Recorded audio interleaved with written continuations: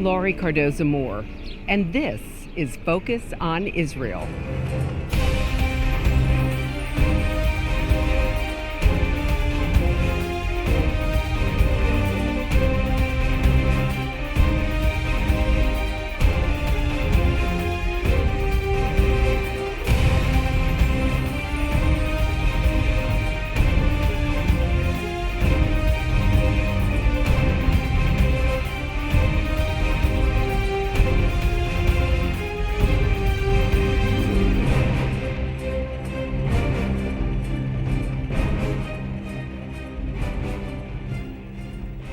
Dr. Alex Grobman is one of the foremost experts on the history, politics, and legal rights of Israel.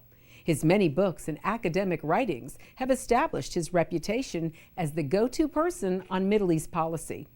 On our program today, Dr. Grobman will give us his analysis of the situation in the Middle East today and some background history of recent developments. Hello, and thank you for joining me today on Focus on Israel. Like most Americans, I began to ask a lot of questions about what happened to our country following 9/11. As I read and talked to experts, the issues of radical Islam and the attacks on America and Israel became extremely personal to me. I realized that Israel is facing threats from nearly every corner, from Iran's nuclear weapons program, from terrorist groups such as Hamas, Hezbollah, Al-Qaeda, and now ISIS. I also saw how much of the world comes against the Jewish state, from the UN to the European countries and to every one of Israel's neighbors. On this edition of Focus on Israel, we're going to be taking you to Dr. Alex Grobman's office. Dr. Grobman is a historian with an MA and Ph.D. in contemporary Jewish history with a major in the Shoah from the Hebrew University in Jerusalem. He is president of the Bren Institute, a think tank dealing with historical and contemporary issues affecting the Jewish community. Dr. Grobman established the first Holocaust Center in the U.S. under the auspices of a Jewish federation in St. Louis and served as its first director. He also served as the director of the Simon Wiesenthal Center in Los Angeles, where he was the founding editor-in-chief of the Simon Wiesenthal Annual, the first serial publication in the United States, focusing on the scholarly study of the Holocaust. Dr. Grobman is the author of several books, including Nations United: How the United Nations Undermines Israel and the West, Battling for Souls: The Va'ad Hatzalah Rescue Committee in Post-Holocaust Europe, Rekindling the Flame: American Jewish Chaplains and the Survivors of European Jewry, and Denying History: Who Says the Holocaust Never Happened? He was an editor of In Defense of the Survivors, the letters and documents of Oscar A. Mincer, AJDC Legal Advisor, Germany, 1945 to 46, and has edited 3 academic guides: Anne Frank in Historical Perspective, Those Who Dared, Rescuers and Rescued, and Schindler's List.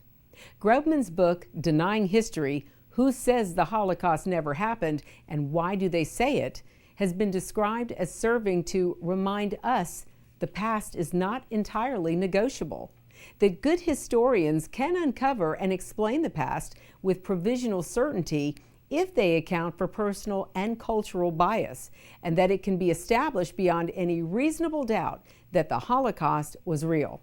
It looks closely at the methods employed by deniers and those used by legitimate historians. Holocaust denial, Grobman argues, is not just a Jewish issue. It is an attack on all history and the way we transmit the past to the future. He further reveals that Holocaust denial is not skepticism and that the revisionists are not being genuinely skeptical.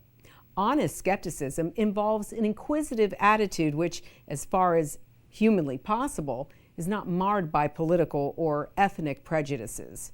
Skepticism also involves a willingness to follow the evidence wherever it leads, rather than ignoring that which does not fit preconceived desires. Listen and learn from one of my favorite authors and historians, Dr. Alex Grobman. The whole question of Palestine and the name is very controversial, but What we do know is that it has nothing to do with the present group of people living there. And that's the key issue, whereas we know that the Jews have historically been there. The Arabs who came afterwards, yes, there was a small indigenous population, but Palestine was not a country. It was connected to Syria, and it was a backwater area that few people had any concern with. The only issue there was taxes. How do we get taxes? But it was not kept up, and only it became an issue when the Jews started coming in and developing the land, and Arabs from other areas came in because it was very lucrative for them. So the whole idea of this distortion of history, that there was a Palestinian people that were there years ago for centuries, for that had their own identity, is simply made up. When you look at Palestine, the word Palestine, it doesn't even have any connection with the people today. So it's again an attempt to distort and convince people about something that simply never existed. It's a brilliant move. I mean, they know how to manipulate the media. They know how to manipulate with their victimhood, which is simply absurd. But we have to be smarter than that. We have to go back and look at the origins and say to ourselves what is truth and what's not. Because once we understand the truth, we realize that a lot of what they do is like a magician. They're fooling us. And if you look behind and you see the ways in which they're doing it, all of a sudden it becomes, are you kidding me? These people have no legitimacy. There's no right to what? Yeah, well, here's another example of they're related to every group that's ever been in Israel, in the land of Israel, but let them prove it. The question I always have is, they say that their origins were in the past. Where's the documentation? Show me. I want to see from an archaeological perspective, that they can prove their point. Instead of trying to berate us and say, yes, we were there, that's not an answer. Where is the proof? Where is the documentation? Where is the legitimacy to what you're telling us? They throw so many things at you with the idea that hopefully something will stick. What are they saying? Why do they say it? And where's the documentation? Where is the proof to show that this is the case? Just like when they claim settlements. What does that mean? There were no settlements before 1967, yet they still wanted to kill Jews. One of the things that people do not know is that during the Second World War, the Grand Mufti of Jerusalem went to Germany, where he did everything he could to urge his followers to sabotage, first of all, the West. He wanted the Allies to lose the war.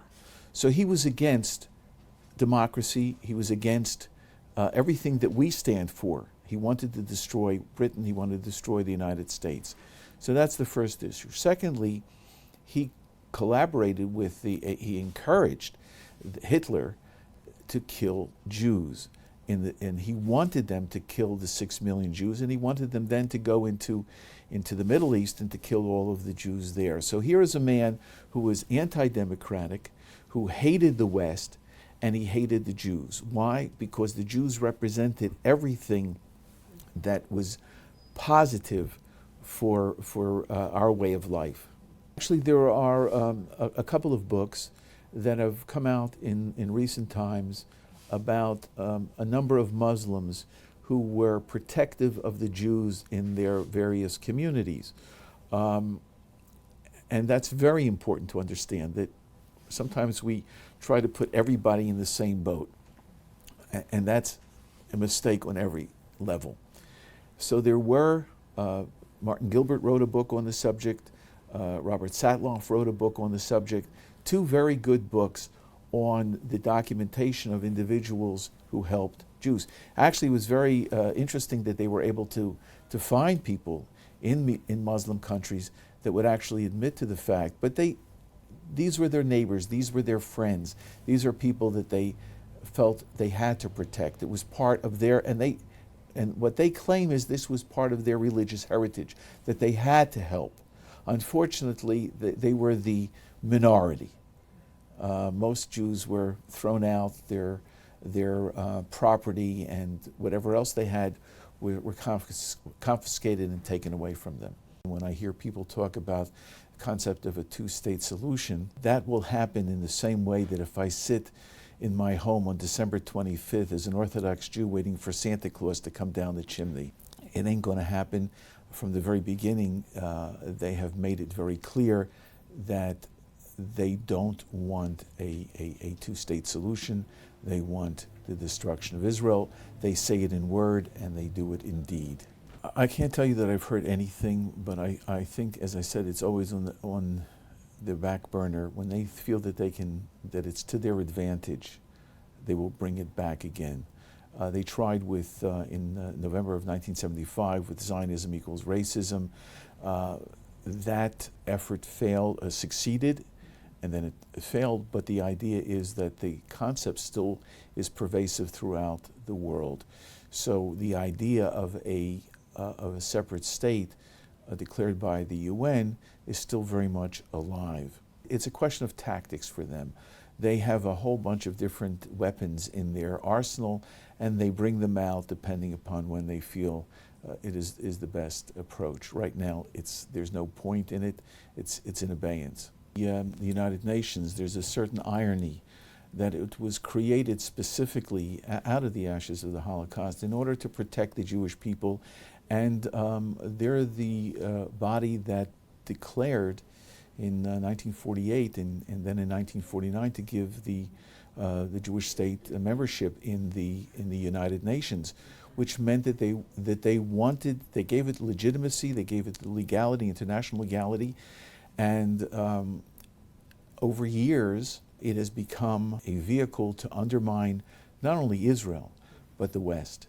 And that happened as a result of more and more nations coming into being accepted as members, and the Arabs playing a more important role, particularly after the oil embargo became a major issue, and they were able to use their money and their influence to buy votes. It's become a very corrupting institution. When you have Libya and other major Arab countries that degrade women, prevent them from living a normal life in the way that we have in the West, they can't vote, they're chattel.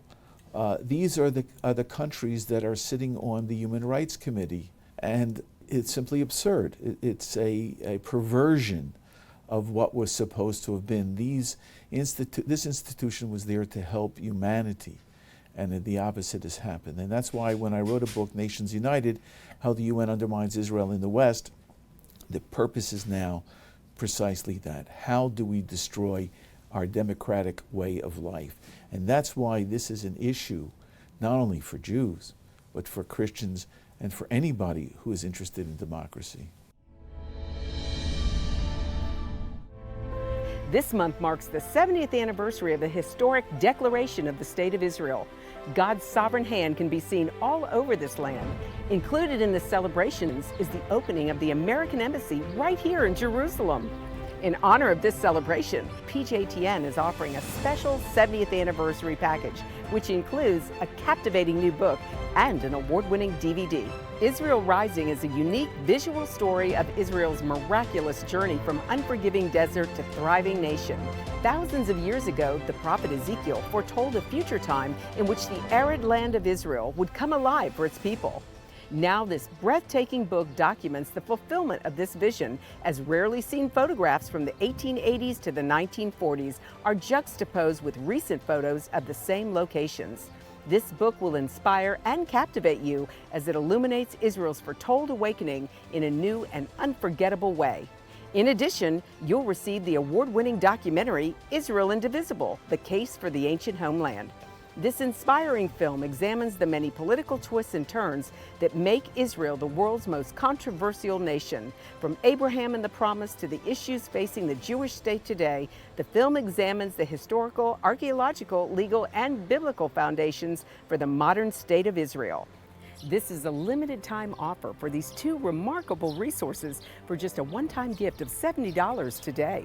Your generous donation will help ensure that PJTN stays on the front lines and in the headlines of all the important issues facing Israel and our Jewish brethren. So please go to pjtn.org today.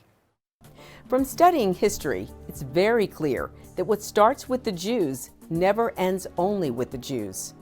We must strongly stand against any anti-Semitic trends, for if not stopped, they'll cause harm to all of us, and we'll witness the downfall of our Judeo-Christian Western culture. Today, many people say there's no longer a need for a Jewish state, that Jews around the world no longer need a place of refuge. But anyone who has heard recent statistics about the worldwide rise in anti-Semitism would never make such a claim. The reality is that neo-Nazi groups and Nazi sympathizers are increasing around the world. Surveys show that over 1 billion people in the world harbor anti-Semitic attitudes.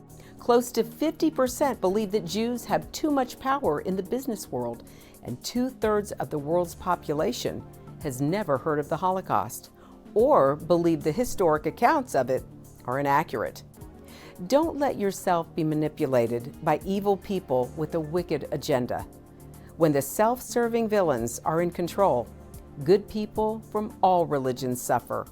Muslims, Christians, and all people of conscience should stand proudly and show respect for a country that gives so much to the world in so many ways. Do your part, do your research, and do what you can to make a difference. Because what happens in Israel does affect us all. This is not just a Jewish or just an Israeli problem. This is a problem for all humanity, for each and every one of us who believe in freedom and human rights. Learn more about what you can do at pjtn.org.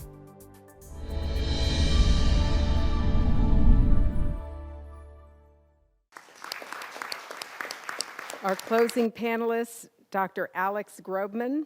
Dr. Grobman is a historian with a master's and PhD in contemporary Jewish history from the Hebrew University in Jerusalem. He is currently working on a book about the media bias towards Israel. Thank you, Lori. Since the 3rd century BCE, when the Hellenists first advanced the case against the Jewish people, an underlying animosity toward Jews has stayed basically constant, no matter what the grievance. Pagans dislike Jews for being aloof, for refusing to worship their gods, for their practice of marital exclusivity, dietary restrictions, and missionizing. Christians accuse them of killing Jesus. Enlightenment theorists condemn them for Christianity. Populists who supported the right of the people to fight against the privileged elite blame them for modernity. In Christian folklore, Jewish presence portends horror and emptiness. The myth of the, quote, wicked Jew became emblematic of the condemned destiny of Jews were supposed to inflict on themselves and all they encountered. The Jew is the eternal, rootless foreigner who never finds his home or develops roots anywhere. The protocols of the elders of Zion became known as the Jewish blueprint for world domination. There were numerous versions about the origins of the protocols. The most popular theory was that the protocols were adopted at the first Zionist Congress in Basel, Switzerland in 1897.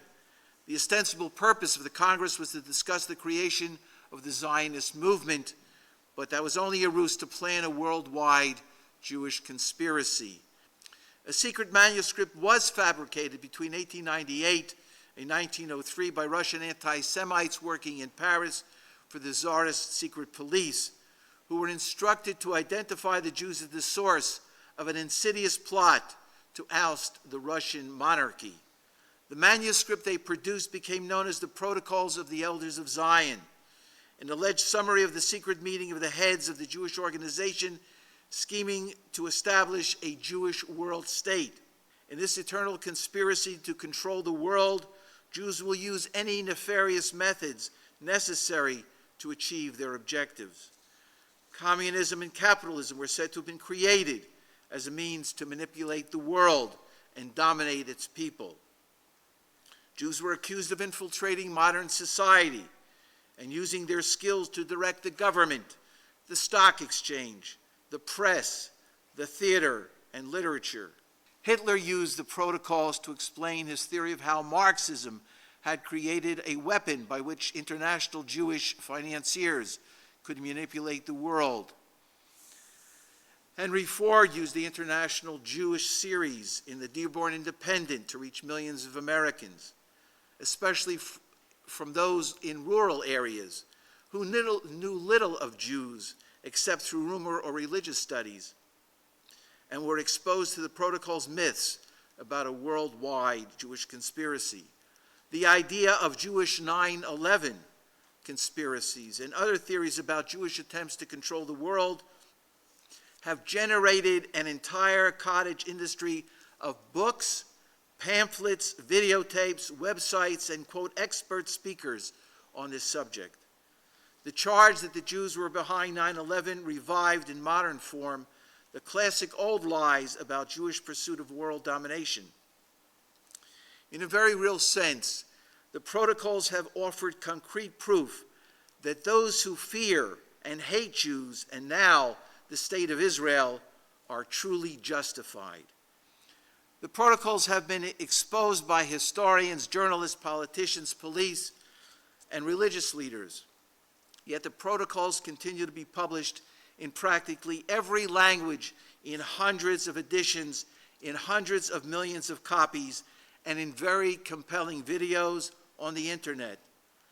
The potential damage and danger of the protocols in shaping public opinion should not ever be underestimated.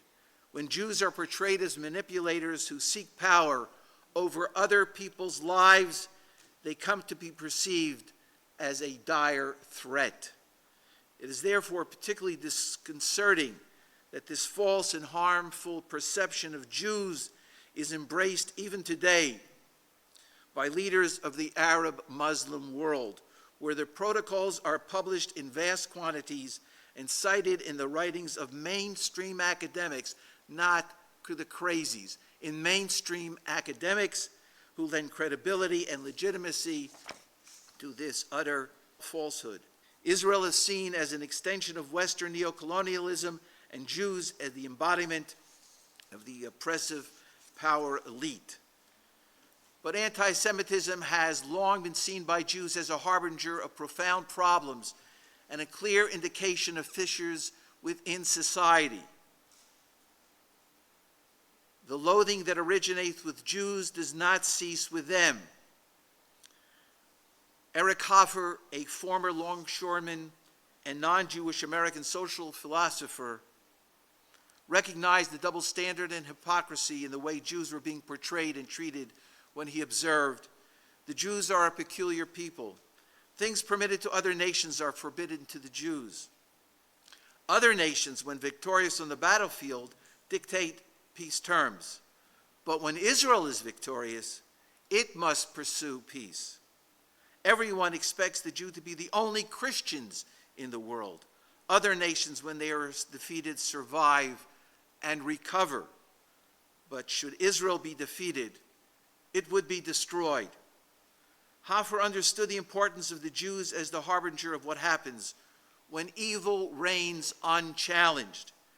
Jews are in the forefront in the war to preserve our liberal democracy, our freedoms, and our way of life. Failure to respond to assaults encourages even more attempts to destroy not only Jews, but Western culture and civilization. "I have a premonition," he concluded, "that will not leave me. As it goes with Israel, so it will go with all of us. Should Israel perish, the Holocaust will be upon us. Thank you.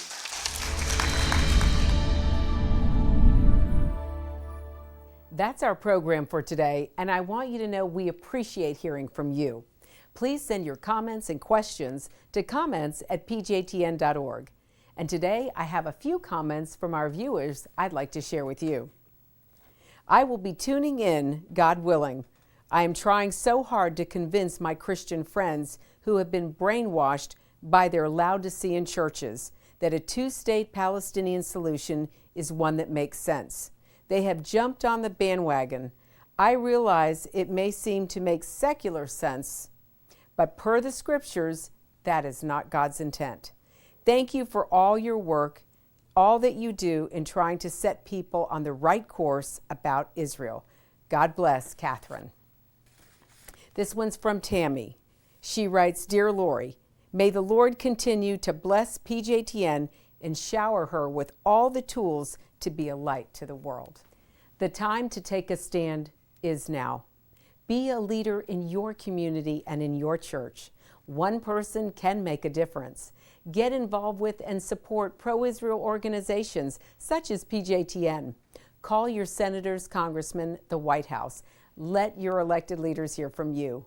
Visit our website to learn more. Sign up to receive action alerts and order our films to share with family and friends.